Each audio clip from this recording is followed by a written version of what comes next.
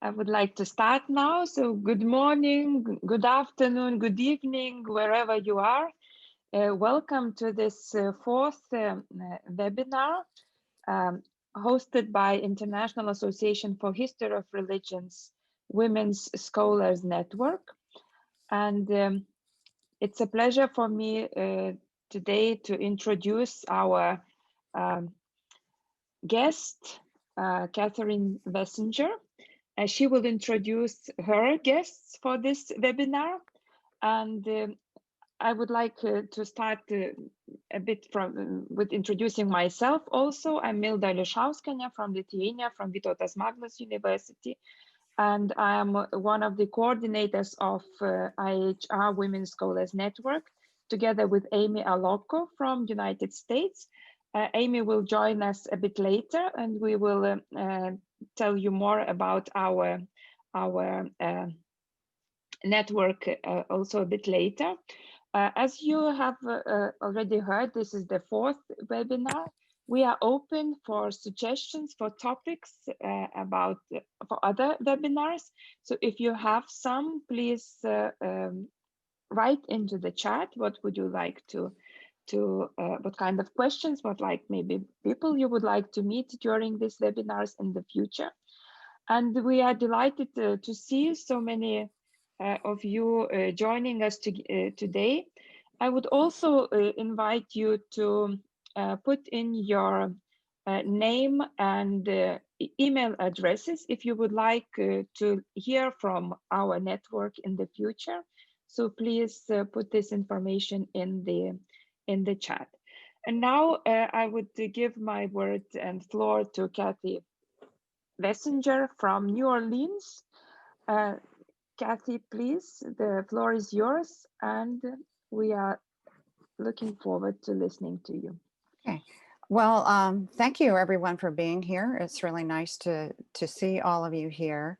And so today we're going to have 5 speakers, and they are the authors of the 5 books that have been published so far in the Women in Religion series at NYU Press. And you'll notice that there's a 30% discount that has been offered by NYU Press, and I put that in the chat. Also, I see at least one author, possibly 2 authors who are working on books, additional books for this Women in Religion series. Vivian Lee Nitre. Hi, Vivian. And I'm not sure, is anyone else here? Is Oria Ranke here? Okay, well, anyway, we have 5 other books forthcoming. So what I'm going to do is introduce each author one by one very briefly, and we'll each take 7 minutes to talk about our books. And then after that, we'll have general discussions. So Barbara Ambros is first, and she is professor of East Asian religions at University of North Carolina at Chapel Hill. And her book is titled Women in Japanese Religions. Thank you, Cathy. I'm excited to be here, and I would like to thank Cathy and Milda and my panelists for making this possible. It's a real joy to be on this panel with all of you. So I have some slides I want to share with you about the book, so it's easier to follow what I'm talking about. So let me share my slide presentation. Let me know if you cannot see it properly or if there are any issues. Just unmute yourself and tell me, because it's a little bit hard for me to monitor the chat while I'm speaking. So my book is titled Women in Japanese Religions. And when I was asked to write this volume, this presented me with really quite a number of challenges, because the Japanese religious landscape is diverse and very interconnected, particularly in the pre-modern period. And when I envisioned this project, I really wanted to capture some things that I deeply care about. One is historical change and class differences, because I didn't want to come out with a very flat image of women in Japanese religions that was stuck in a particular period and did not recognize some differences between different classes, for instance. So what I chose to do is first of all, I forgot to mention this. There's a webpage on the NYU website for the book. And I'm not showing this to you because I want to sell my book, but in the lower right-hand corner, there's an instructor's guide. And you can download this instructor's guide if you want to teach with this book in your classroom. And when you download the instructor's guide, let me see if I can get out of this. Okay. You'll see on one of the first pages that there's a table of contents, so you can see what's actually in the book, and that gives you an idea how I organized it. And what I decided to do was do a historical survey. Now, that means ultimately that I perhaps scratched the surface of a lot of topics, but on the other hand, it really allowed me to capture that historical change by looking at the longue durée. And that was really what I was interested in, because very often when women are talked about in Japanese religions, there's certain kind of aspects that are seen as kind of rigid and unchanging. And I really wanted to speak against this. And what I also wanted to do is to provide, in a sense, a complementary or even a counter narrative to established narratives about Japanese religions, which tend to prioritize, say, important thinkers, which tend to be largely male thinkers. And they're also very sectarian, and that often doesn't do justice to the way that things actually worked in Japanese religions. And what was really interesting to me is that a number of colleagues have told me that they're using this book as the textbook for their Japanese religions course. So all of a sudden, it has completely changed the way that students are introduced to Japanese religions and providing a very different narrative to what they wouldn't previously get. And that made me actually really, really happy. And in the book, I really try to deal very equitably with different periods of Japanese religions and different modes of Japanese religions. So you won't just learn something about Buddhism, you'll learn something about the prehistoric period and archaeological finds. You'll hear things about Shinto and Buddhism, about popular religion, about new religions, and developments and prehistory, developments during the present day. But I've tried to make this accessible to a wide audience. And those of you who want to teach with this book, the way that when I was writing the book, I was actually teaching classes on the topic myself. So I took note of what the students needed to know in order to grasp some of the content. I tried to work this in the book, and I've also shared some of the discussion questions that I asked my students on the guide. So you can see in the instructor's guide study questions that you can use for your students. And also there are some additional resources listed. Those are primary sources that I've often used to assign with the reading so that the students can actually engage with some primary sources and try to make something of the readings of these primary sources in light of what they've learned from the book. So I think my time is probably up. Thank you very much. I look forward to the discussion. My name is Rebecca Moore, and I am the author of Women in Christian Traditions. And I echo Barbara Ambros' thanks to the organizers of this webinar, the Women Scholars Network of IAHR, and also to Catherine Wessinger. And it's really difficult to go first, but after Barbara's presentation, I can tell you it's much more difficult to go second, because all I can say is what she said, except we say Christianity and Christian traditions rather than Japanese religions and Japanese traditions. So I wanted to talk about methodology, gender issues, and then the instructor's guide, which Barbara has done in detail for Japanese religions. And so this will be a little repetitive. So I'll put that on the screen in a moment. In terms of methodology, the books are really aimed at college and university students. So we always had to keep that in mind and write accordingly as we were approaching the subject. Like Barbara, I took a historical approach, and covered topics chronologically, trying to locate women in their social and historical contexts and not just kind of keep them out in the ether, but that they were responding to particular historical moments in their religious outlook. I also tried to aim for geographical diversity, Christian women in Western Europe, in the Eastern Empire, in the Southern Hemisphere, in Asia. I had the misfortune recently to read a review that said, well, it was fine, except she didn't really deal with the Southern Hemisphere. And that was a limitation, I think, of all of our books, is like, are we comprehensive or are we selective? And in what ways are we selective? So that was always a balance, trying to be as comprehensive as possible and yet stay within, 200 pages. I also tried to avoid the great woman approach by addressing themes thematically and introducing women who exemplified those themes. So rather than get the most famous women, of course I did do the Virgin Mary, but we also have to balance her with Mary Magdalene. So for example, if I'm talking about Christian missions, I could talk about missionaries, which I did, but I also talked about natives, for example, Kateri Tekakwitha, in terms of Native American spirituality and its relationship to Christianity. In terms of gender analysis, I began the book by introducing the major feminist Christian theological analyses: reformist, reconstructionist, and rejectionists. The reformists think that, Christianity can be saved, just kind of read the Bible right and tweak it a little and you'll be fine. The reconstructionists think, no, it needs radical revision from top to bottom.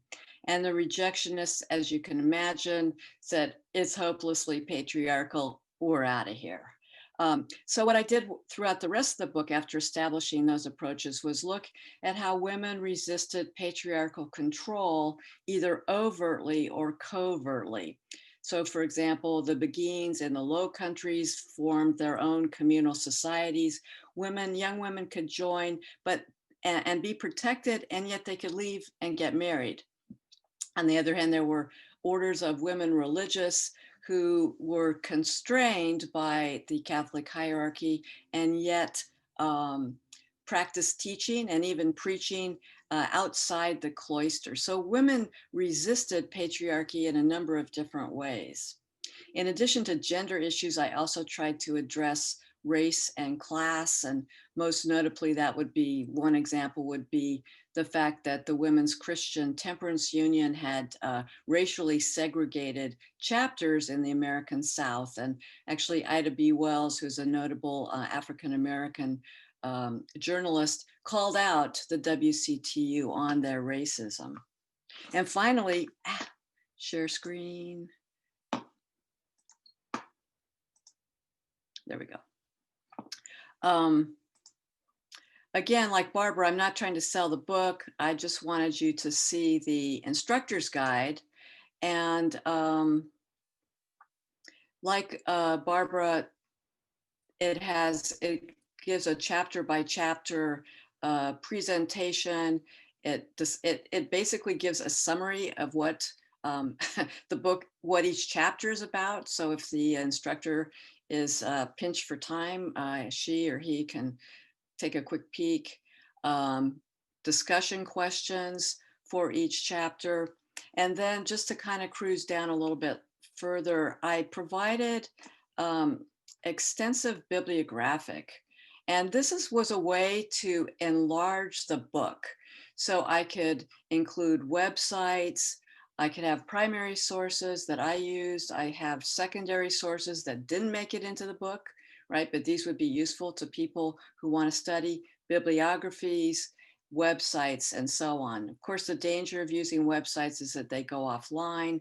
But the benefit is that instructors can use primary sources, either print or digital, and to enhance the book. So I really recommend looking at the instructor's guide, because it really just kind of makes life easier and kind of gives you insight into the mind of the author. I think that's it. And thanks for listening, and enjoy. I look forward to our discussion in a bit. Thank you, Rebecca. So next is Laura Vance, and she's professor of sociology at Brevard College, and her book is titled Women in New Religions.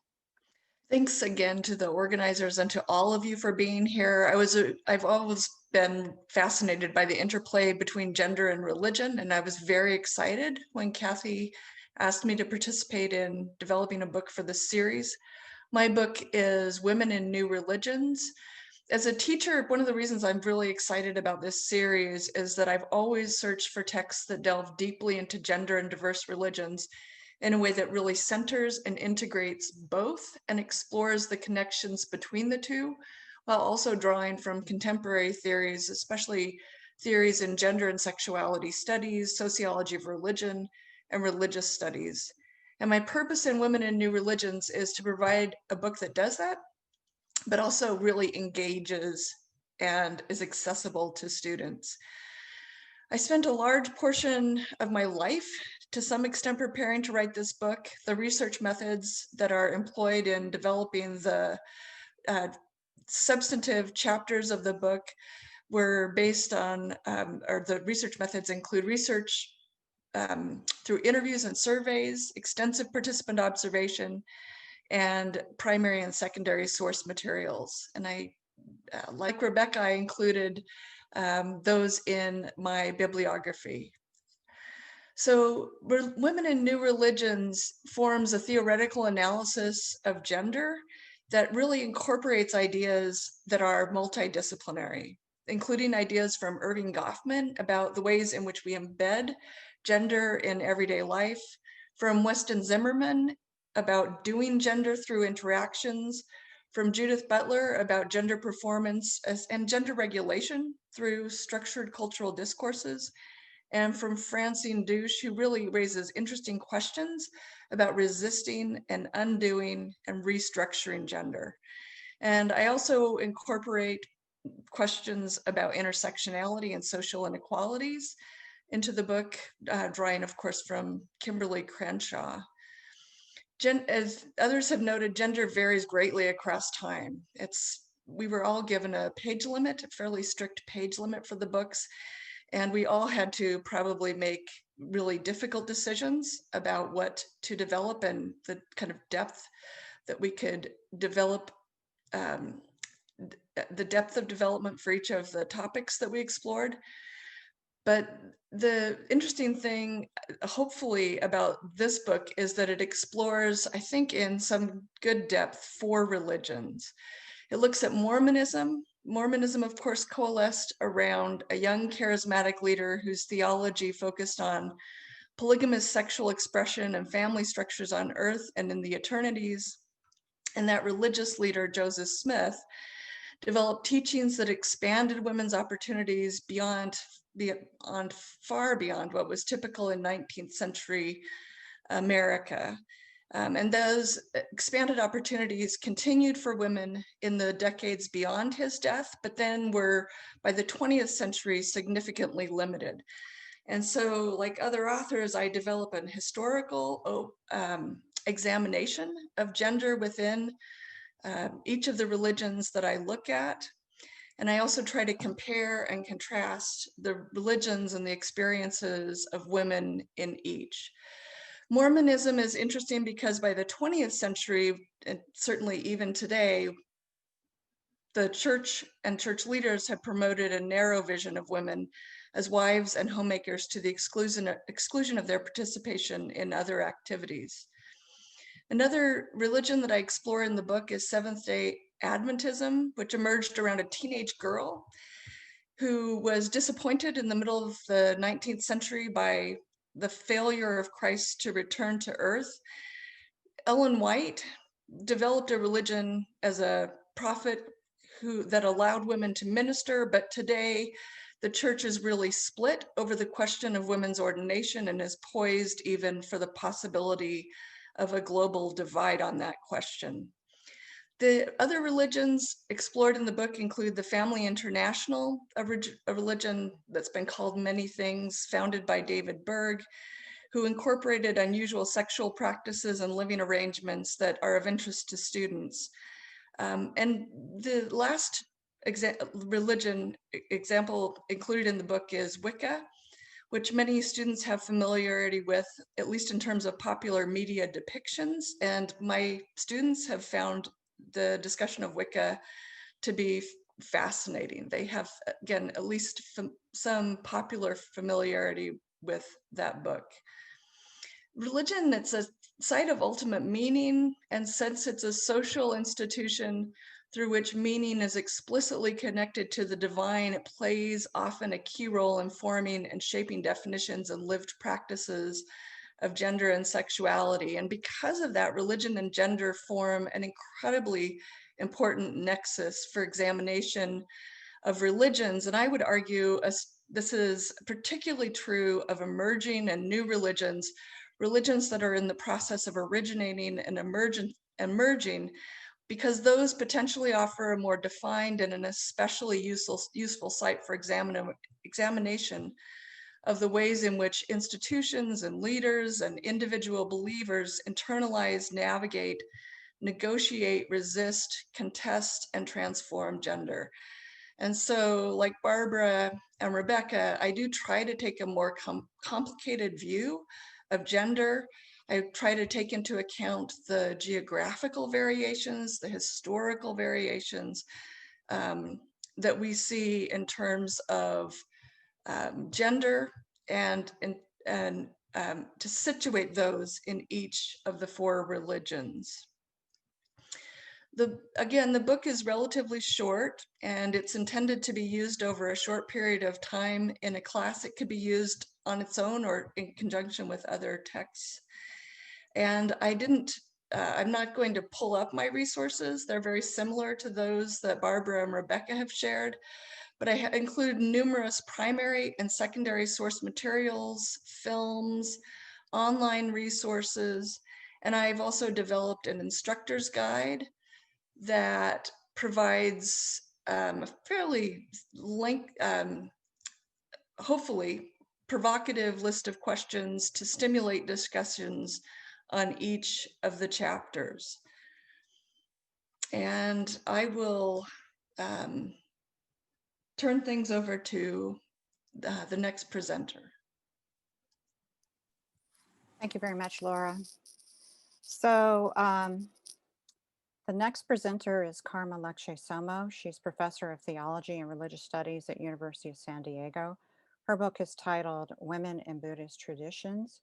And Lekshe, you just tell me when you want me to share screen, okay? Okay, why don't you do that now, just to Okay. show the cover and whatever you have, and then I'm going to show some slides as well. So like the other authors, when Kathy asked me to write this book, I thought it would be a piece of cake because I've been engaging with these traditions for, well, more than 50 years, since I was a kid, basically. But when I got into it, about 10 years ago, I realized that more than 300 publications had come out in the meantime, and I needed to catch up with all the latest research. By now, it's far more. And so I had so much material to deal with. And the diversity of Buddhism is really staggering because we are looking at 2,500 years of development, religious development in many different countries, speaking many different languages, many different philosophical traditions, and women's roles in these traditions has, on top of it, changed over time. Short example of the differences, you know, the variety. Of course, they had to begin at the beginning, which was with the birth of the young prince who later became the Buddha. And I argue that, you know, women have been vitally important from the beginning because without Mother Maya, there would have been no baby, you know, Siddhartha, and then there would have been no Buddhism. So women figure significantly at every stage of the Buddha's journey. His stepmother became the first Buddhist nun. There were thousands of liberated women. Women were vital in taking the tradition to different parts of the world, like Sri Lanka. They have been upholders of the tradition from the beginning, but their roles have often been overlooked. In the beginning, we have the poems of the first Buddhist elder nuns, but then women sort of drop out of Buddhist history for hundreds of years and reappear in the last, especially in the last 33 years since we began an international Buddhist women's movement. So the book traces the histories and developments that women have been central in fashioning over the last, since 1987. But from the beginning in each country, because women's roles were often as supporters, though we do have archetypes of liberated, awakened women in some traditions. On the other hand, literacy has been pretty much in the hands of males who learned in monastic centers that were completely closed to women. So now everything is changing, and this makes the field extremely interesting.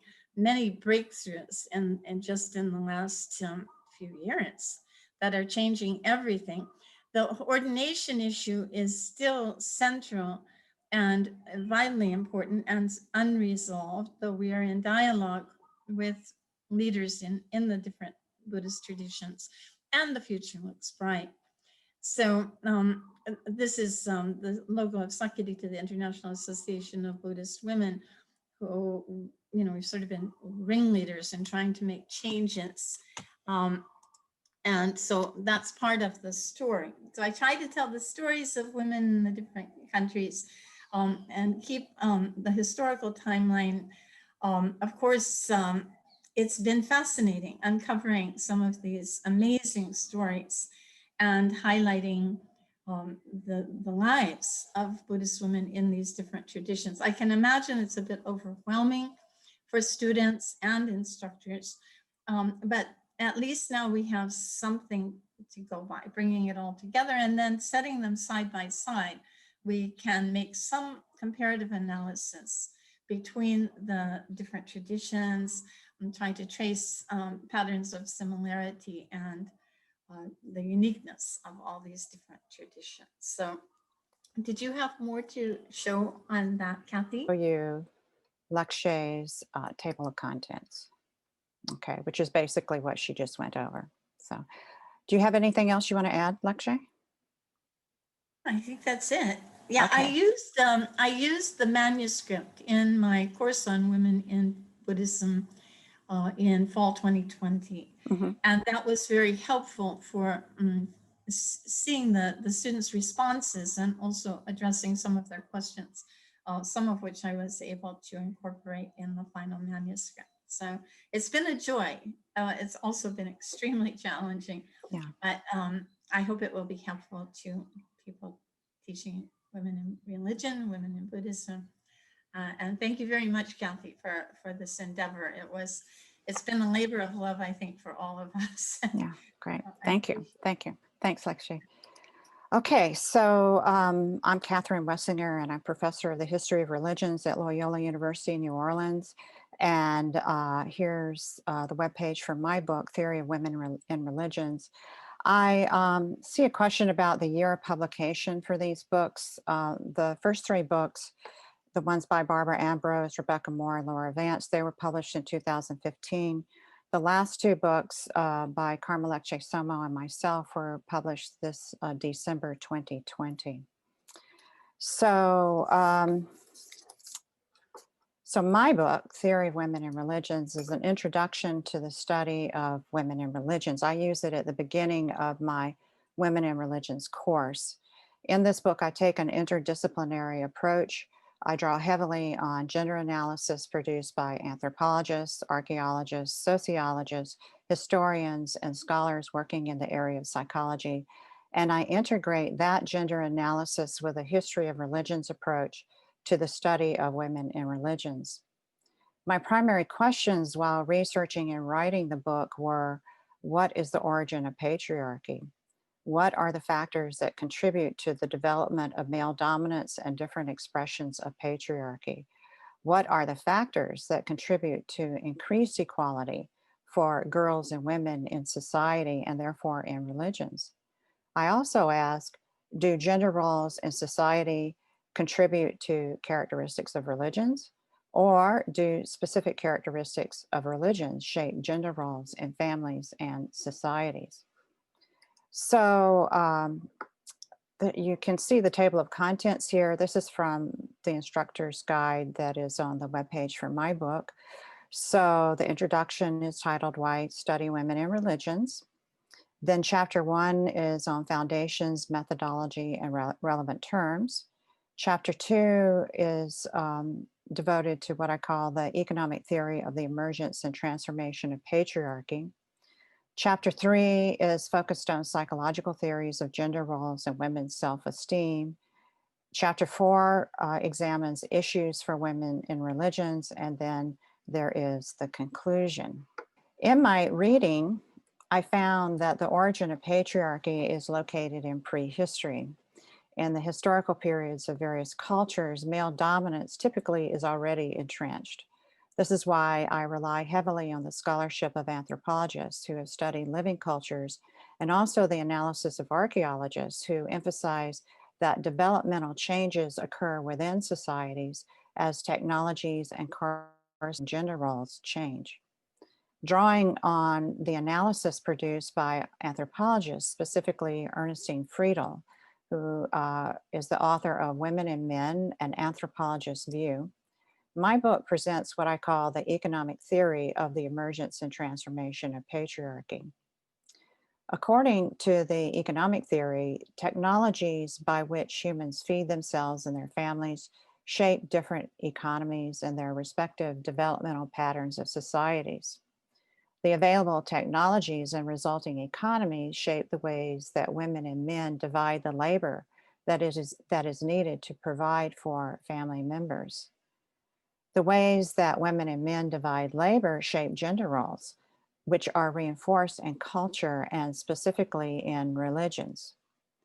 My thesis is that in societies in which women are regarded as being economically productive by their direct production of primary resources to feed and care for family members, the corresponding religions will have stories, myths, rites of passage, and theologies that express respect for women and their contributions.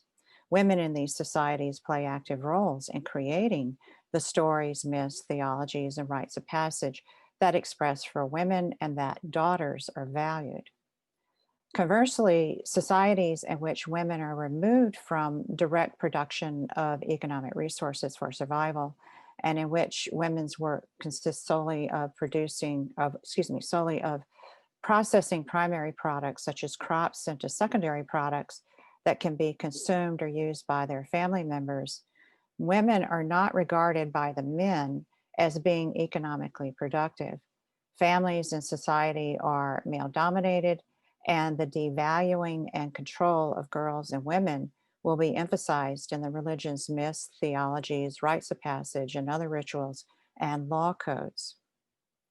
After patriarchy has existed for thousands of years, even after technologies and economies change and distinct gender roles begin to break down, and there is increased education and women have increased access to economic earning power, religious traditions are frequently conservative factors in continuing to reinforce patriarchal gender roles. Nevertheless, economic empowerment and education are key to promoting equality for girls and women in families, societies, and their religions. The psychology chapter considers several psychological theories concerning binary and non-binary gender roles, in addition to feminist Gloria Steinem's emphasis on the need for a revolution from within to promote the self-esteem of girls and women to accompany the revolution in society toward increased equality.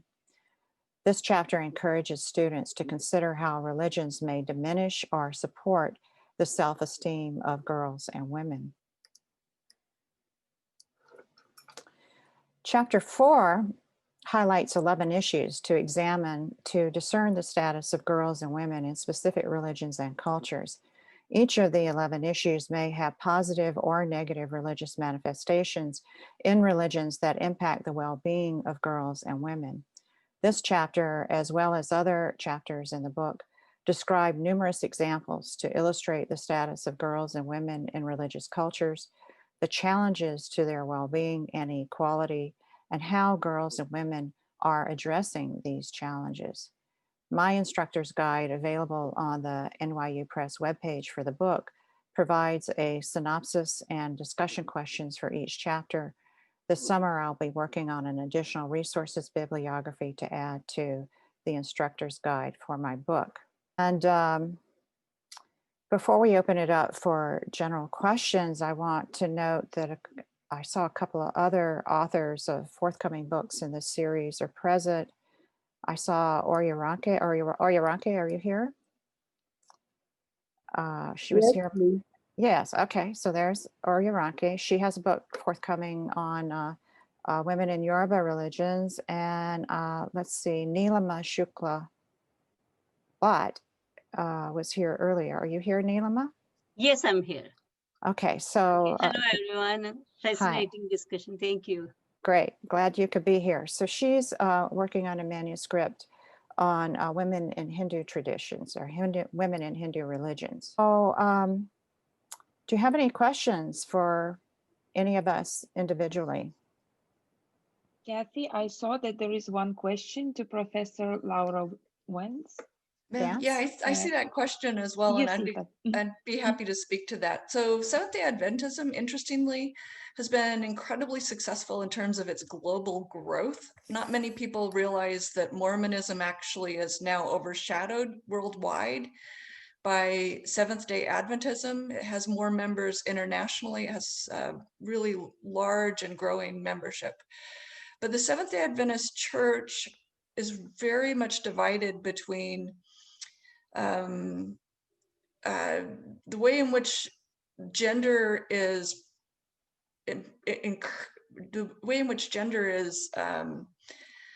practiced and encouraged in the developed or overdeveloped world and in other parts of the world.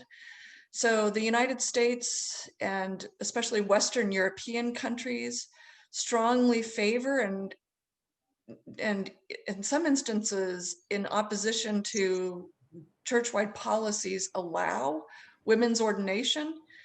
But in other parts of the world, women's ordination is really seen as antithetical to the teachings of the church. They haven't officially split, but the question is as perennial and difficult for the movement as a whole. And it is a very patriarchal church in some parts of the world. But in other parts of the world, I think, for example, of a conference in Southern California that even elected a woman as its president. In other parts of the world, it's really progressive in terms of the ways in which women are allowed to be ordained and perform rituals. And hopefully that answers that question. Right. And yes, I did introduce Vivian Lee Nitre at the beginning of the session, but Vivian, there you are. She's also working on a book in the series on women in Chinese religions. Thanks. Okay, any other questions? I see one more question from Ludmila. Okay, so the question is, does it not seem to scholars that the so-called Western religions are closed to women in contrast to the so-called Eastern religions? How can this be explained? No, I don't think so. I do a lot of comparative study and teaching about women in religions, and I think others will want to comment also. But it's my observation that scriptures are diverse, religious traditions are diverse, and I, as you can tell from the thesis that I articulated earlier, I think once socioeconomic conditions are conducive to promoting women, a greater equality for women, if not complete equality for women, because we've still got a long way to go. But when socioeconomic conditions are conducive, women have greater leeway to draw on the resources of their own religious traditions, if they want to stay in their traditions, to promote women's equality and leadership in their traditions. So, you know, Rosemary Radford Ruther, when she was writing about Christianity, she said that, you know, the very large, diverse Christian tradition contains resources to promote, that can be used to promote women's equality, or she used the term equivalence, but I like the word equality. Okay, so so the tradition contains resources that can be used to promote women's equality, but it also contains plenty of resources that can be used to promote women's subordination. So the socioeconomic conditions are going to determine, and also individual choices will determine what types of resources will be highlighted. But how about the rest of you, Barbara? I think it's an interesting question, but I think the question also revealed something about our assumptions. Because I often find in working on Japanese religions that my students, for instance, bring two different points of view to the material. There's some who think that, for instance, the Buddhist tradition or East Asian religions will offer them an alternative to what they've got in their own backyard. And then they are outraged that that's not the case, that they run into the same kind of issues that they run into in their own traditions, for instance. Or there are those who come in and just assume from the get-go that if we're dealing with anything non-Western, that women must always be subordinate, that everything is completely patriarchal, and that we can never look at it as a glass half full. And I think ultimately the answers are always far more complex. You will find opportunities and challenges within any religious tradition. And also traditions change over time, responding to the people that actually constitute those traditions. And sometimes, and that's something that I really tried to pay attention to in my book, I wasn't just interested in women who subverted patriarchy. I was also wanted to know, why is it that women sometimes actually engage with it and support it and use it for their own advantage? What is it that makes them tick? That's kind of what I wanted to know. And sometimes that's really hard to do. The thing that I, for instance, struggled with, I think the most difficult issue for me, and out of all the issues that I dealt with in my book, is what to do with a popular Buddhist scripture called the Blood Pool Hell Sutra.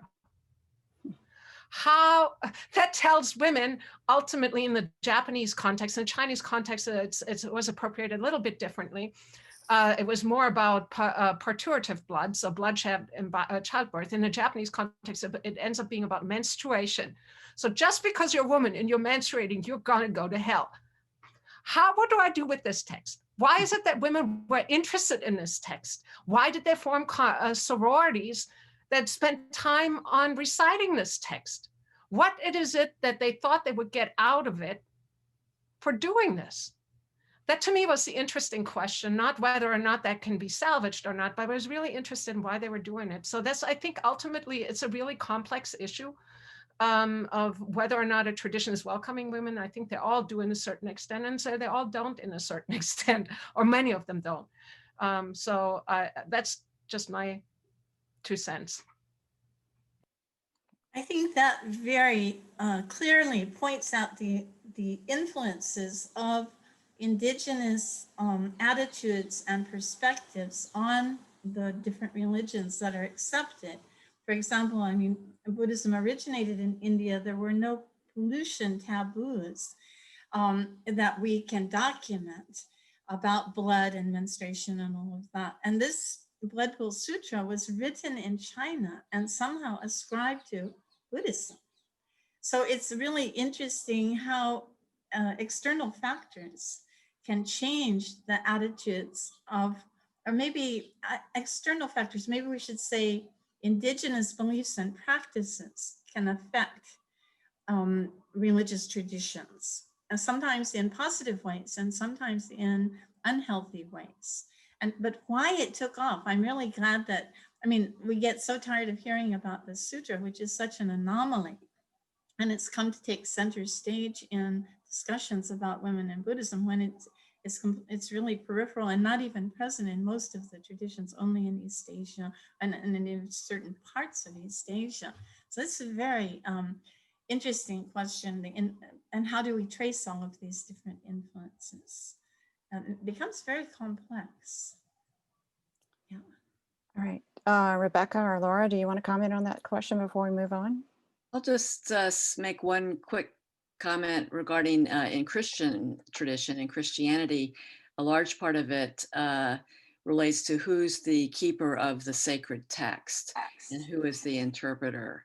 And once literacy became widespread and women could actually read the text, the things changed, or at least women could challenge things scripturally in a way that they could not before the advent of widespread literacy.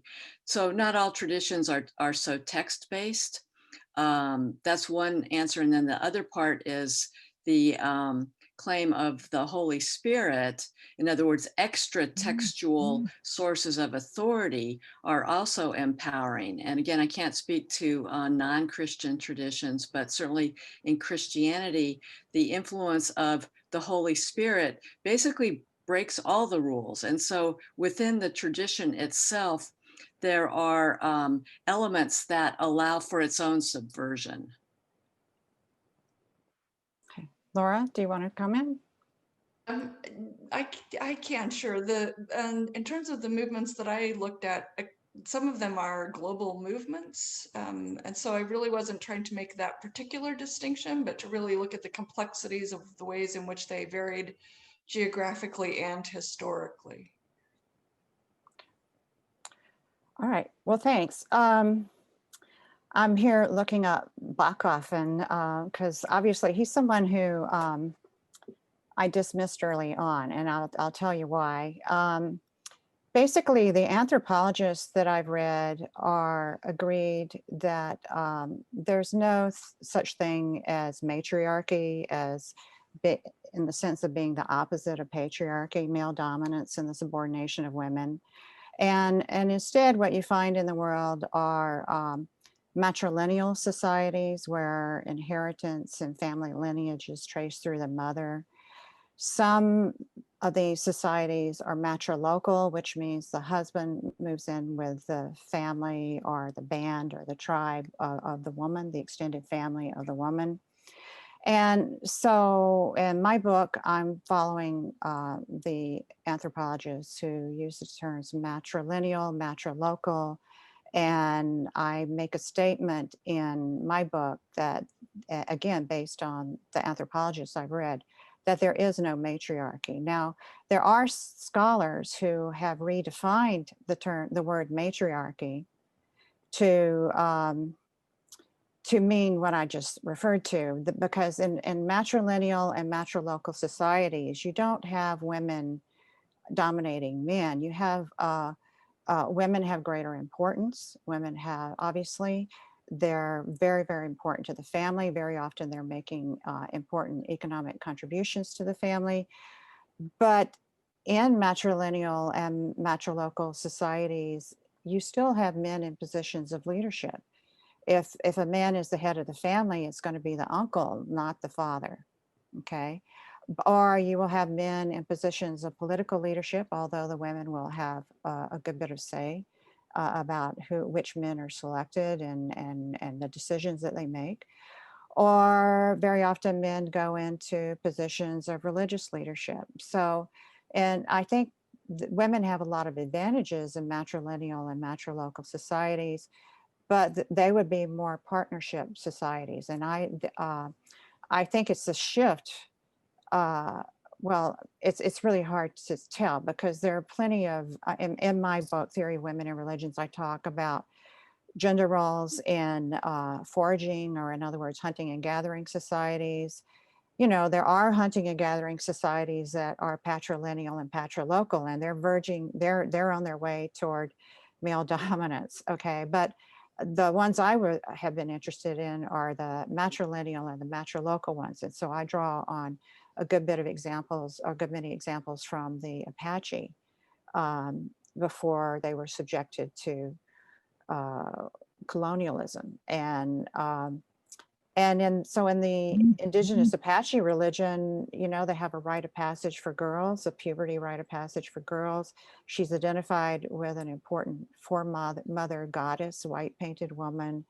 And they have managed to retain that emphasis on the importance of girls and women in their society, even to the present time. From my reading in anthropology and archaeology, a key issue is when you have the transition to intensive agriculture. The stage before that is horticulture. And certainly there are horticultural societies where the men own the land and pass it down to their sons, okay? But you can still find a few horticultural societies, you know, where you're farming using a hoe, a stick or a hoe, that are matrilineal and matrilocal, and women have a higher standing in those societies. But once you get to the point where you have plow agriculture or intensive agriculture, farming with a plow, pulled with a large draft animal, and it takes a lot of coordinated work of men as opposed to coordinated work of women to farm the land, that's where you begin to get a transition to a very intensive form of patriarchy that I call classical patriarchy, where you know, inheritance is through the men own the land, the women have to move into their husbands' families when they get married. Now, of course, there's always diversity, you know, human beings, the ways that humans organize themselves into families and societies, there's always diversity. So I was talking about, for instance, India, where you know, it's very patrilineal, very patrilocal, and it's hierarchical, you know, class stratification and so forth. And then I say, well, that goes back to men taking control of the farming due to what I'm calling plow agriculture. And of course, I had a student who was Indian American student, and she goes, my grandmother back in India still plows the land. Okay, so, you know, and I'm going, she's a very smart grandmother because she knows that that's the way to maintain her control over the land and her status and relation as being the landowner. So one of the rules of thumb that I talk about in the book is always expect diversity. But no, I spend a good bit of time not addressing Bachofen, but the invasion theory promoted by Maria Gimbutas. And I won't go into that now, but in the book I give reasons for why that's not a very good explanation for the origin of patriarchy. Neelima, do you have a question? I put my question in the chat box, and it was about how you all handled such long histories and so much diversity in a limited, like within your page limit. Because dealing with Hinduism, I will be dealing with the same issues with so much complexity. So I just wanted to know how you approached it and what strategies you found most helpful. There's another question that is very similar to Neelima's that jumps off on that from Sophie. Maybe those could be answered in tandem. Okay, what is Sophie's Painful question? decision. Sophie says, I have a similar question as Neelima. I'm interested in methodology. How do you bridge history, tradition, and living practices and roles? What was your main approach to present a women in particular religion? Some painful decisions about what to leave out, I think, is one strategy. Limiting the topics that you cover. For me, it was picking certain topics and tracing them through history, allowing, though, for some dead ends, things that are important during only particular time periods, and they may drop off in other time periods as well, but really making difficult decisions, I think. And for me, I was always interested in, I'm interested not necessarily just in political history, history is not just about politics. You can also have social history, and then you get into lived tradition. So going from kind of social history to a more ethnographic approach in the later chapters was actually not that different, because I'm looking at similar kind of topics. So I think that would be what I would say to that. I think to echo that, I'm so aware of everything that's left out.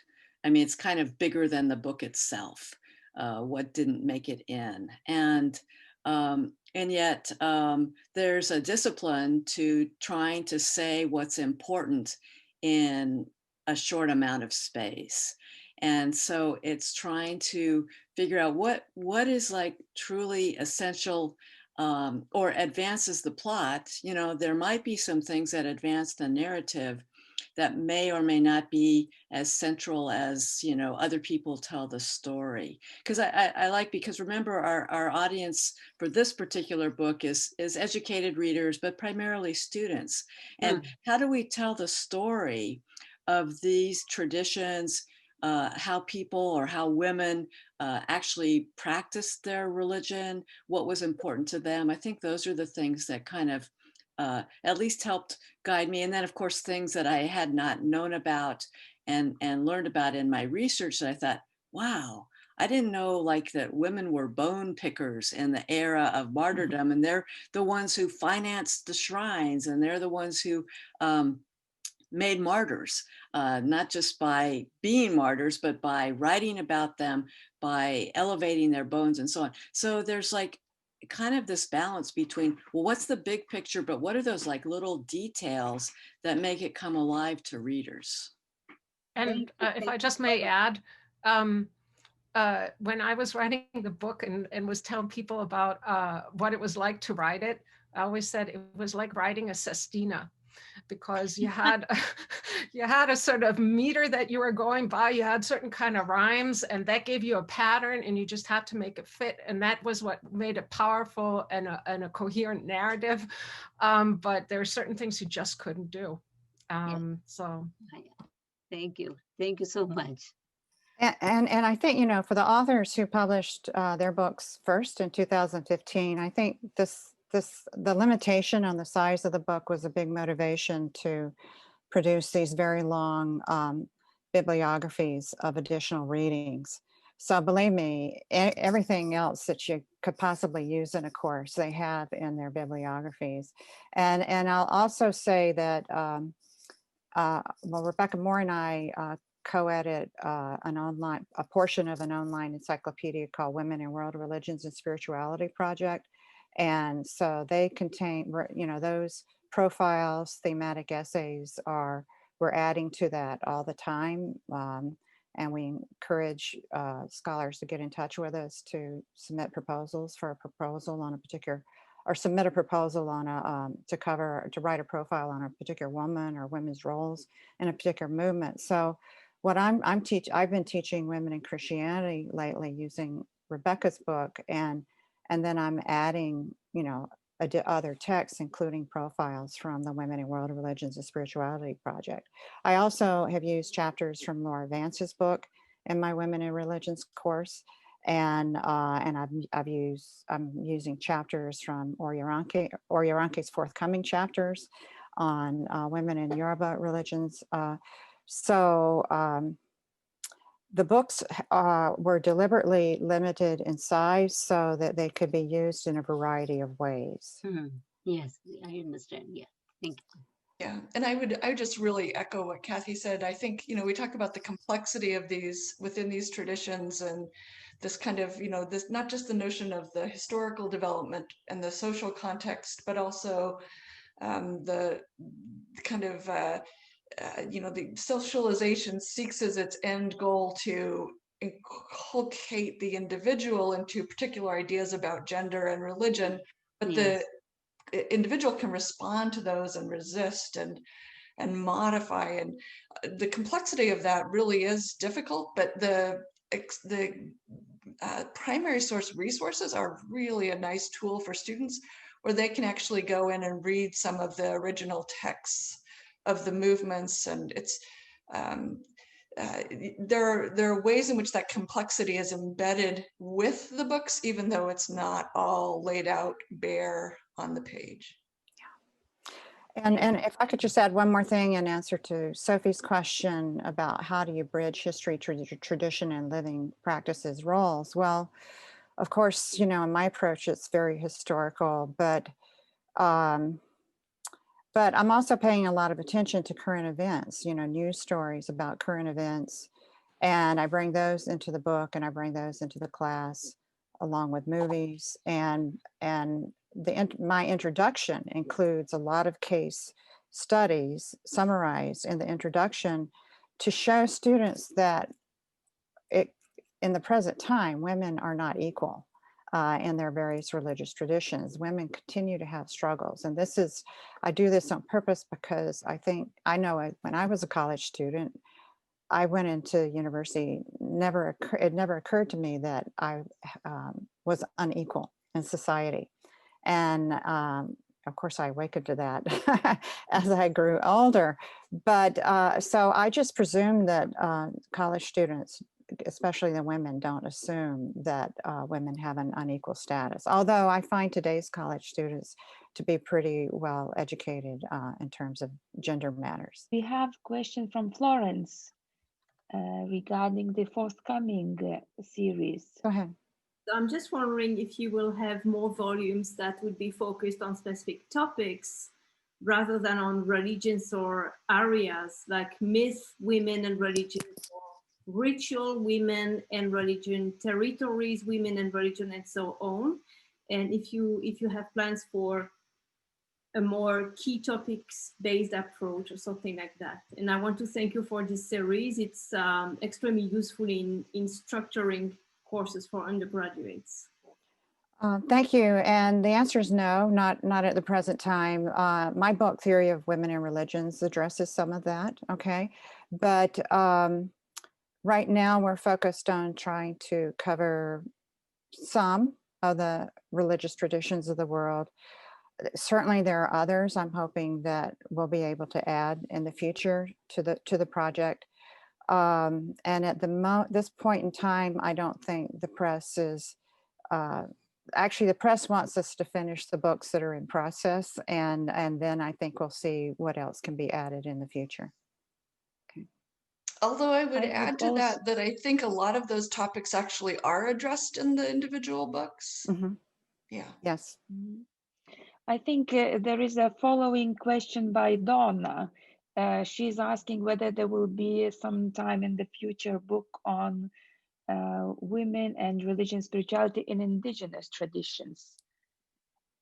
What do you think? What well, would you say? Oriranke's book is forthcoming on Yoruba indigenous religious tradition. I had hoped to have a book in the series on a Native American indigenous tradition. It didn't work out, unfortunately, but I certainly, you know, I wanted it to be there. So we will have to keep that in mind and continue looking. Yes. I'm now approaching all the people who are with us today.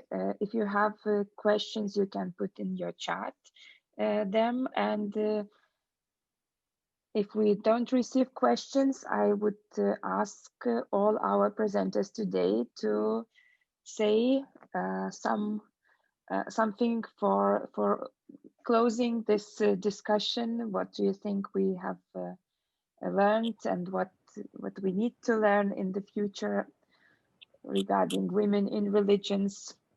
Who would like to go first?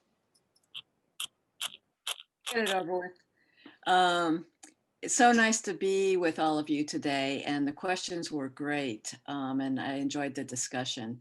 I just think, you know, the topic is huge. It's endlessly fascinating, and each of us has our own little tiny piece of this enormous body of research and study.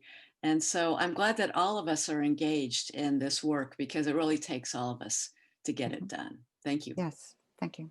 Well said. I also want to echo Rebecca's comment. Thank you all for the interesting questions, and to all the participants. I'm really grateful that I had the opportunity to be part of this panel, but also to write this book.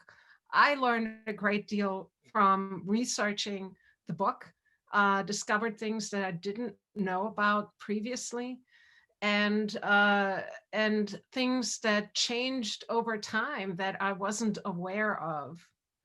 And one thing that I just wanted to share with you, which was very interesting. So when I was writing this book, I was submitting grant applications at various places, so fellowship applications. And I did a grant writing workshop, and I circulated my proposal. And in that proposal, I thanked the Japanese scholars who had done a lot of groundwork on these topics, and that I felt very much indebted to them. And something really interesting happened. The people who are reading my manuscript are largely, or that proposal, largely a bunch of guys. And all of them jumped on this sentence and told me to take it out because it would make me sound weak. And I was really furious because I was indebted to the Japanese scholars who'd done a lot of research, and a lot of other scholars from other places in the world who'd done a lot of research. And I wasn't supposed to thank them and tell them that I was indebted to their research. I was really flabbergasted by that. So this is just to echo Kathy's comment that things persist to this day. But thank you all for being here. It was a really great pleasure to be part of this. It really has been a pleasure to participate in this project, and I really appreciate people who've attended today. Barbara, that experience just hits home again, this notion about not just how important the examination of gender is, but religion, even though it's a topic that doesn't always get much funding in education, is a topic, religion is connected to the divine. It connects us to the divine, and gender, because it's so embedded in everything that we do. This kind of series that really is focusing it so intensely on those two things and how they come together. I just really hope that it's as useful for people as possible.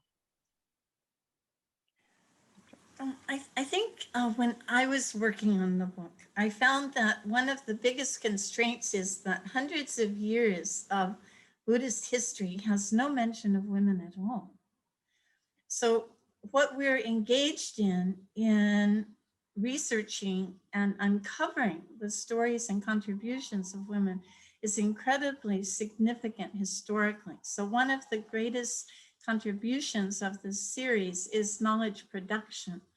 And we are active participants in this, like by encouraging women in Malaysia to uncover their own Buddhist history, or Mongolia, or Buryatia, or another part of the world. We are creating history. We're bringing to light contributions of women that have been overlooked and underplayed and denigrated even in many cases. And how research is done sort of determines the end product. So when women are involved and asking different questions, it's extremely important and valuable and exciting. So thank you all. Yes, and I want to thank again all of you for being here, and also I want to thank the authors who have already published in the series, and also the authors who are currently writing their manuscripts. One of the joys of being an editor is you get to learn from so many different experts, and that's been the process. And several of you have had direct input into my own book, and I really appreciate that a lot, as well as the anonymous readers, whoever they are. I appreciate their input as well. So this is a large undertaking, but it's an exciting undertaking, the study of women and gender in religions. I find that students are very engaged with the topic. Of course, women students are engaged with it, but the young men are also engaged with it, And so I think this is a topic that is of inherent interest to students. And so I hope that this series will make a contribution to more teaching about women and gender and religions ongoingly. And also, I look forward to learning from all of you about your own work and what you're doing. Thank you. And thank you for sponsoring us today. So thanks. Thank you, all our presenters for these very interesting insights. And I believe we all understand that we have too little knowledge about religion if we do not know how women are in those religions, how they are acting, what are their agencies in those religions. We actually miss the whole picture of religion if we miss women in that picture. And I believe that you have been working so far and produced a very useful tool for all of us, for our future scholarship and also for our teaching in the universities and to our students. So thank you all, and thank you for this discussion. And I would like to remind everyone who today was here with us that you have been attending the International Association for History of Religions Women Scholars Network 4th webinar. And I am the moderator of Women Scholars Network together with Amy Allocco. And it was our pleasure to have today Catherine Wessinger and her team, I would say, in this book series on women in religions. And please follow us on the IAHR website and also in Facebook about our future webinars. So much for today. Thank you all and have a nice day or evening wherever you are. Goodbye.